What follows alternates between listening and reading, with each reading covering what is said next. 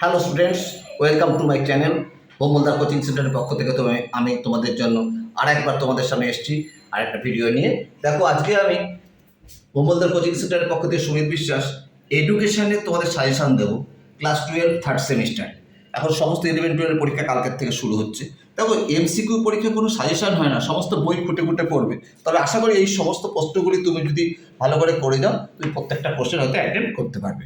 যেমন দেখো, important model question with answer, education 12 third semester. দেখো, বিশ্ববিদ্যালয় শিক্ষা কমিশন কবে গঠিত হয়? 1948 সালে। মাধ্যমিক শিক্ষা কমিশনের সভাপতি কে ছিলেন? লক্ষণ স্বামী মুদালিয়ার। মাধ্যমিক শিক্ষা কমিশন কী নামে পরিচিত? মুদালিয়ার কমিশন। ভারতীয় শিক্ষা কমিশন কবে গঠিত হয়? 1964 সালে। ত্রিভাষা সূত্র কারা সুপারিশ করেছিল? রাধাকৃষ্ণন কমিশন। কোন শিক্ষা কমিশনের সুপারিশ অনুসারে ডিআইইটি ডায়েট প্রতিষ্ঠিত হয়? জাতীয় শিক্ষানীতি। এনইপি 2020 অনুসারে কোন ধরনের কোর্স চালু করার উপর জোর দিয়েছে? সক্ষমতা বৃদ্ধির কোর্স। ইডব্লিউএস এর ফুল ফর্ম কি? Economically weaker section. ভারতের প্রথম মহিলা শিক্ষিকা কে ছিলেন? সাবিত্রীবাই ফুলে। রবীন্দ্রনাথ ঠাকুর কোন শিক্ষা প্রতিষ্ঠা করেছিলেন? বিশ্বভারতী শিক্ষা প্রতিষ্ঠান। রবীন্দ্রনাথ ঠাকুরের মতে শিক্ষার্থীদের নিকট শ্রেষ্ঠ শিক্ষককে? প্রকৃতি। Education is the manifestation of the perfection already in men. উক্তিটি কার? কথাটি কি সত্য? উক্তিটি স্বামী বিবেকানন্দের। কথাটি সত্য।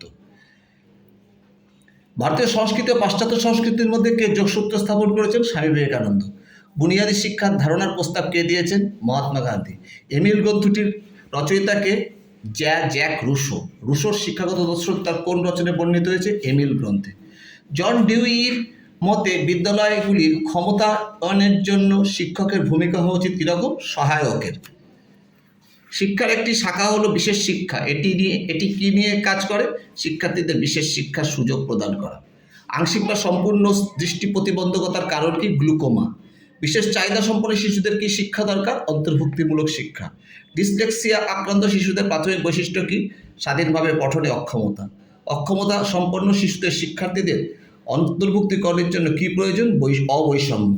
সাধারণত অটিজম নির্ণয় করা হয় কখন? 18 থেকে 24 মাস বয়সে। ব্রেইল পদ্ধতি ও টেপ রেকর্ডিং পদ্ধতি কাদের শিক্ষাদান পদ্ধতি? দৃষ্টিহীন শিক্ষার্থীদের।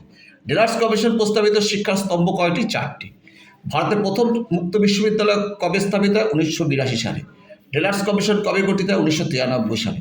বিদ্যালয় এনসিসি প্রোগ্রামের মূল উদ্দেশ্য কি? সমাজ কল্যাণ ও নেতৃত্বের প্রশিক্ষণ। একটি সাধারণ বিদ্যালয়ের সংস্কৃতি কিসের দ্বারা পরিচিত হয় না? সর্বোচ্চ বেতনের দ্বারা। ইউইই এর পূর্ণরূপ কি? Universalisation of elementary education. শিক্ষার অধিকার আইন কবে পাশ হয়? 2009 সালে। ইতিবাচক মনোবিজ্ঞানের উদাহরণ দাও। সুখ, আনন্দ, অনুপ্রেরণা, ভালোবাসা। ইউনেস্কোর ফুল ফর্ম কি? United nation education scientific and cultural organization. কটি বিন্দু দিয়ে বেল লেখা হয়? 6টি। ভারতের প্রতিপদী দিবস কবে পালিত হয়? 15ই মার্চ।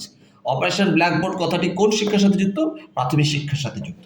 দেখো, তোমরা যদি এই কটা প্রশ্ন ভালো করে পড়ে যাও, তাহলে আমি কথা দিচ্ছি তোমাদের যে তোমরা এই সমস্ত প্রশ্ন বেশিরভাগই সব অ্যাটেন্ড করতে পারবে। তোমরা এরকম প্রশ্ন পড়ে যাও, এমসিকিউ বইটা ভালো করে খুঁটে পড়ে তারপর তোমরা এই প্রশ্নগুলো দেখে যাও, তোমরা অবশ্যই সব প্রশ্ন অ্যাটেন্ড করতে পারবে। হ্যাঁ, তোমাদের জন্য আমি দেখো আগামী দিনে আরও ভালো ভালো সাজেশন নিয়ে আসবো এবং ভালো ভালো ভিডিও তৈরি করব, এই আশা আমি তোমাদেরকে দিচ্ছি। তোমরা আমাকে বেশি করে লাইক, সাবস্ক্রাইব ও শেয়ার করে যাও। আমি আগামী দিনে তোমাদের জন্য আরও ভালো ভালো ভিডিও নিয়ে আসবো। আজ এই পর্যন্ত রইল। Bye, tata.